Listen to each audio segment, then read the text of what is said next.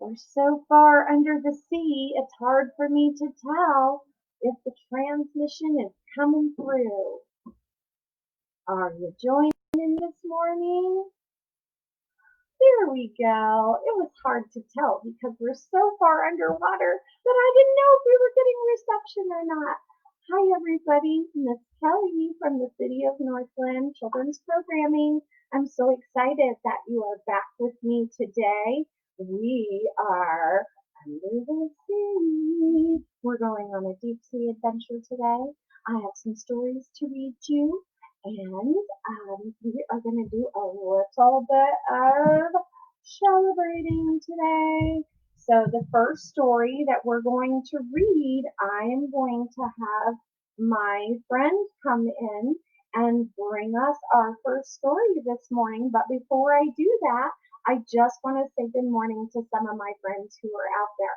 I want to say good morning to Nova and Jackson. I want to say good morning to Crosby and Claire. And I want to say good morning to Grayson and Natalie and Loman and Sam and Parker. There's so many of you out there, and I just can't wait to see you again. You guys are all my friends. I have some big friends out there that I've been missing too, big and little. I'm glad that you're in here today. So I'm going to ask my friend Scuba Steve to come through and bring us our first story this morning. So bear with me while we're going to slide out and we're going to get Scuba Steve in here with his book. All right, Scuba Steve, here he comes. He is in the SS Northland. Thank you, Scuba Steve. You brought us our first story this morning. Oh, my tail. Oh, my tail is getting a little stiff this morning. I had to stretch it out so we can make room. Alrighty. The first book we're going to read this morning is called The Pout-Pout Fish. And this book is by Deborah Dyson. So just like we do before, I'm going to read you the story, and then I'm going to share the picture with you and share one of our friends with you. So I have my own Pout-Pout fish here this morning. I'm so grateful that Scuba Steve has lent me all of his fish friends to be here today. So we have our Pout-Pout fish with us this morning. So we're going to have Pout-Pout fish help us read the story. All right, the Pout-Pout fish. Deep in the water where the fish hangs out lives a gloomy swimmer with an ever-present pout. Doesn't look very happy, does he? Let's take a look at him again. Oh, kind of crabby. I'm a pout-pout fish with a pout-pout face, so I spread the dreary wearies all over the place. Blub, blub, blub. You can see his grumpy face. Along comes a clam with a wide grinning grin, with a pearl of advice for her friend to take in. Hey, Mr. Fish with your crosstown frown, don't you think it's time to turn it upside down? Here's our little clam. Nice, says the fish to his friend, Miss Clam. I hear what you're saying, but it's not the way I am. I'm a pout-pout fish with a pout-pout face, so I spread the dreary wearies all over the place. Glub, glub, glub. Along comes a jellyfish. She floats through the ocean. The tentacles are trailing in a gentle locomotion. Hey, Mr. Fish, with your daily scowly scowl, I wish you wouldn't greet us with the grim Santa growl. Say to the fish to his friend, Mr. Jelly, I agree. I'd like to be more friendly, but it isn't up to me. I'm a pout-pout fish with a pout-pout face, so I spread the dreary wearies all over the place. Oh, here he goes again. Blub, blub, blub. Along comes a squid. Quite a slender, squiggly sight. She is squirmy, she is squelchy, she is slightly impolite. Hey, Mr. Fish, your kaleidoscope of mope, how about a little smile, a little hope, a little joy, a little hope? Says the fish to his friend, Mrs. Squid, I would try, but I haven't any choice. Take a look and you'll see why. I'm a pout-pout fish. He's so sure he's grumpy all the time. I'm a pout-pout fish with the pout-pout face, so I spread the dreary worries all over the place. Blub, blub, blub.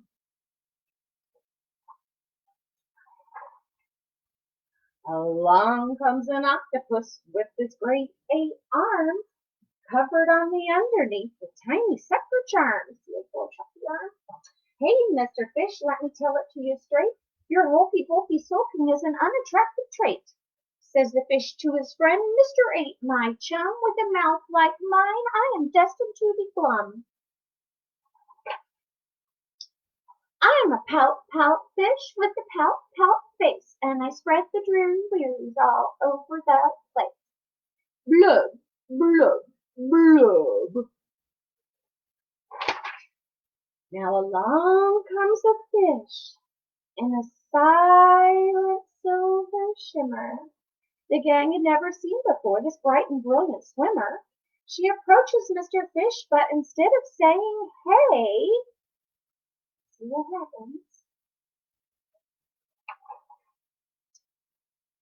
She plants a kiss upon his pout, and then she swims away. Oh my goodness. She came right in and gave Mr. Grumpy a kiss. When somebody's grumpy, that's what I like to do too. Mr. Fish is astonished. Oh, Mr. Fish is aghast. His stone face, just like a statue, he blinks and says at last, my friend, said Mr. Fish, I should have known it all along. I thought that I was pouty, but it turns out I was wrong.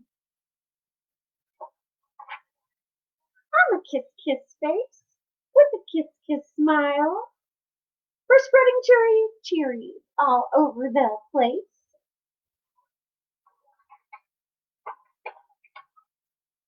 So I'll smooch, and I'll smooch, and I'll smooch, all over the place. Oh, and look at the big kiss at the end. Would you, sweetie? That's so fun. And now Mr. Pouty is happy. Sometimes we just have to find the right way to be happy, right? And for me, I got to be a mermaid today. It's Friday, which is an awesome day. And not only that, I got to dress up like a mermaid. I have never been a mermaid before. It's my first time. So I am super excited, and I think the thing that you should do to help cheer up your lemon dreams, if you have them, is to have your grown-up or your big person find your favorite costume so that you can put it on and it can make you feel good too. I know I always say that. I always tell you to dress up, but even if you're a big person, you're big on their heart. That makes you feel pretty good, doesn't it? So if you're a big person and you have a favorite costume that you like to wear, I'd like you to put that on your trip to the grocery store today. Why not? Make somebody else smile. It makes my tail so happy this morning. All right, so we are going to have Scuba Steve come in only with his goggles and his snorkel because he is out of his submarine. Scuba Steve is out of his submarine. Come on over, Scuba Steve. Swim on in, swim on in. Scuba Steve is bringing our book. Thank you, Scuba Steve. We have another book, one more that I'm going to read to you today because we are talking about being happy. And the other thing we're talking about today is being a good friend. And so this is one of my favorite books. I always tell all the kids that I have so many favorite books. But this is an awesome one. I'm going to read you The Rainbow Fish. And The Rainbow Fish is 25 years old. Hard to believe this book has been around that long, but it has. So I have read this book to my big kids and my little kids. So we're going to start our book, and we have a very own beautiful rainbow fish today. So we're going to have Rainbow Fish help us out, and we are going to read our story this morning. All right, the Rainbow Fish. It has such beautiful, beautiful pictures in it. A long way out in the deep blue sea, there lived a fish, not just an ordinary fish, but the most beautiful fish in the sea. His scales were every shade of bright color, sparkling in the water. His mouth is wide open. He must be hungry.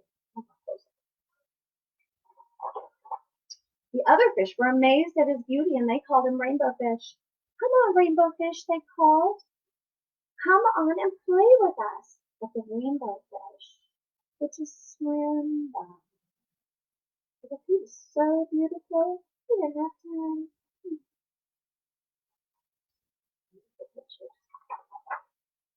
One day, a little blue fish followed after him. Rainbow Fish, he called, wait for me. Please give me one of your shiny scales. And then he talked to the Rainbow Fish. There he comes. They are so wonderful, and you have so many. Won't you share? You want me to give you one of my special scales? Huh, who do you think you are? Cried the Rainbow Fish. Go away from me. I will not treat my friend. Shocked, the little fish swam away. He was so upset, he told all of his friends. And from then on, nobody wanted to play with the Rainbow Fish. It's very sad. What good were dazzling, shimmering, beautiful scales when there was nobody to look at them? He was the loneliest fish in the ocean. One day, he poured out his troubles to a little starfish. I am really beautiful. Why does nobody like me? I can't answer that for you, said the little starfish. But if you go beyond the coral reef to the deep cave, you will find a wise octopus, and maybe she will be able to help you. See what he said about the Rainbow Fish found the cave. Oh, my octopus, where's my octopus? Found the cave. It was very dark inside, and he couldn't see anything. Then suddenly 2 eyes glared at him out of the dark, and the octopus emerged. The octopus over here. I have been waiting for you, said the octopus in a very deep voice. The waves have told you my story. Told me your story. Whoopsie. Whoop, a mistake. Give a glittering scale to each of the little fish in the sea, and you will discover that you will be happy.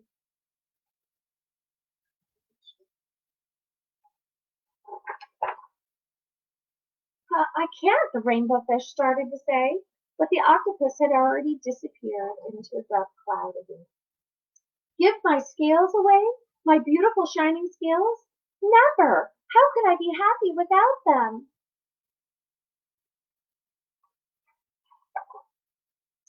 Suddenly, there was a light touch of a fin on the Rainbow Fish. The little fish was back. Rainbow Fish, please don't be angry. I love your beautiful scales so much. And if you could just share one little one with me, it would be so. Well, thought the Rainbow Fish, maybe I won't miss just one. Carefully, very carefully, the Rainbow Fish up there. The Rainbow Fish took one of her shining scales, and she gave it to the little fish.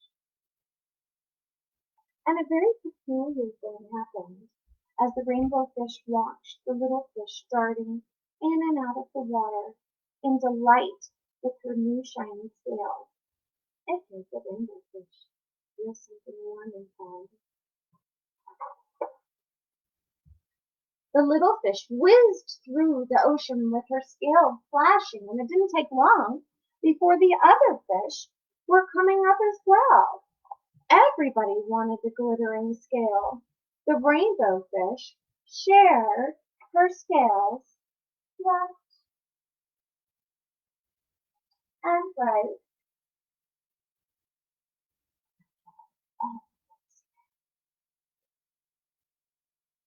And pretty soon, everybody had one of the rainbow fish's shiny scales.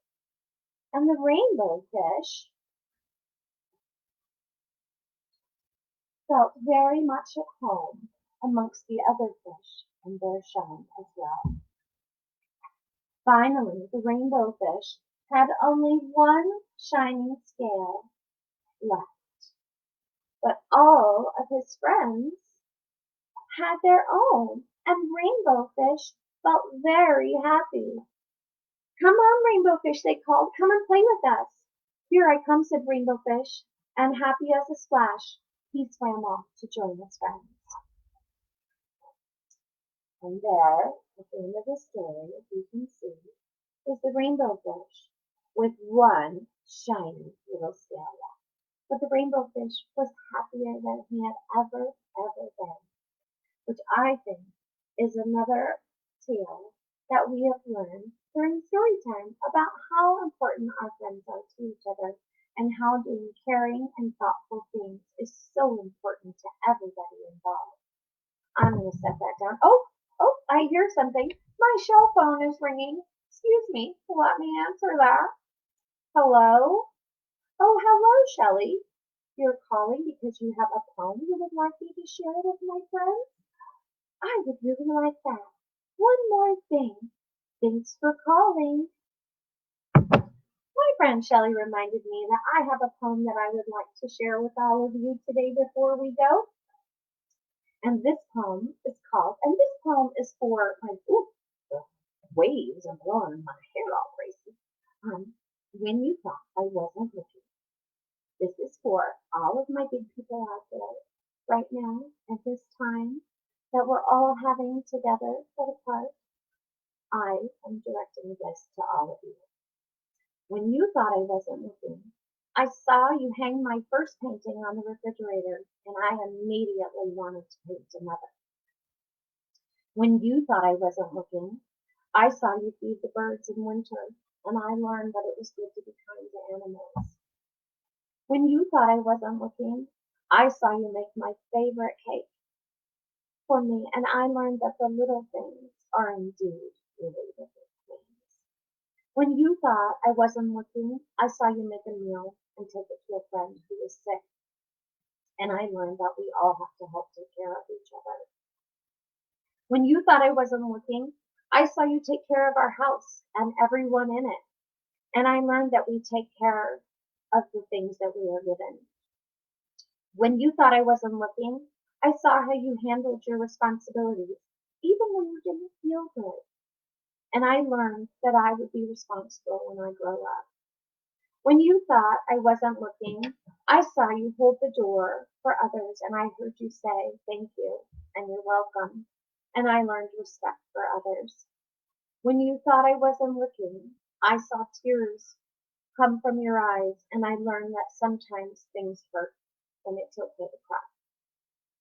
When you thought I wasn't looking, I saw that you cared, and I wanted to be the best at everything that I could be. When you thought I wasn't looking, I learned most of life's lessons that I need to know to be a good and productive person when I grow up. When you thought I wasn't looking, I looked at you and wanted to say, thanks for all the things that I saw in you when you thought I wasn't looking. I'm sending this to all the people that I know that do so much for others and think that nobody sees. We see. We all see. Here at the City of Northland, we see what you're doing to take care of others, and we want to help as well. So we want to extend our hugs and our thank yous to all of you for taking care of each other, big and little, and for being together in a time like this.